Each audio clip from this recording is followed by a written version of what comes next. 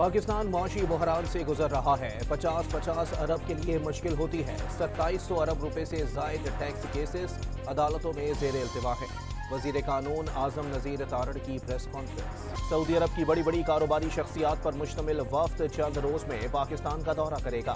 तमाम सऊदी वुज़रा पाकिस्तान में सरमायाकारी करने के ख्वाहिशमंद हैं। वज़ीर इत्तलात अता तारड़ की प्रेस कॉन्फ्रेंस।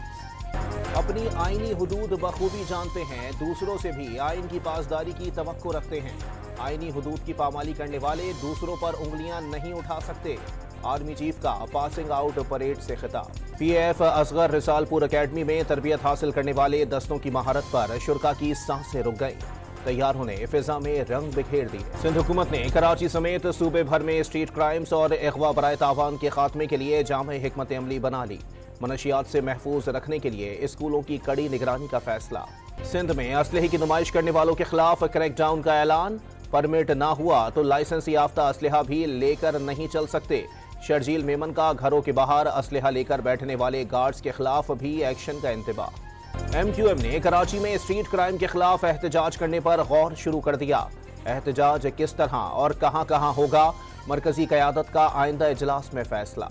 लाहौर में पुलिस एहलकारों की टारगेट किलिंग में मुलव्विस शूटर को गिरफ्तार करने के लिए 35 टीमें तश्कील दे दी गईं।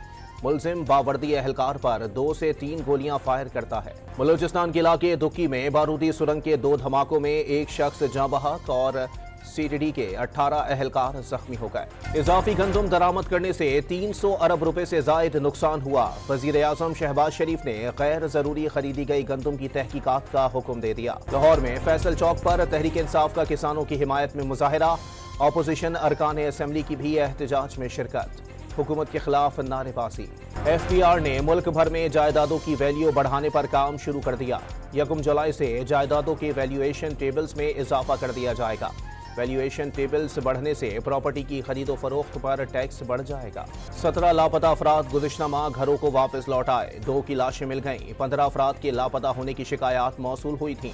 लापता अफराद कमीशन ने माहाना रिपोर्ट जारी कर दी। पाकपतन में मकान अपने नाम कराने के लिए शोहर का भाई के साथ मिलकर बीवी पर तशद्दुद। जहरीली गोलियां खिलाकर मार डाला। पुलिस ने दोनों मुल्जिमान को गिरफ्तार कर लिया। और आयरलैंड और इंग्लैंड सीरीज के लिए 18 रुकनी पाकिस्तान क्रिकेट टीम के स्क्वाड का ऐलान।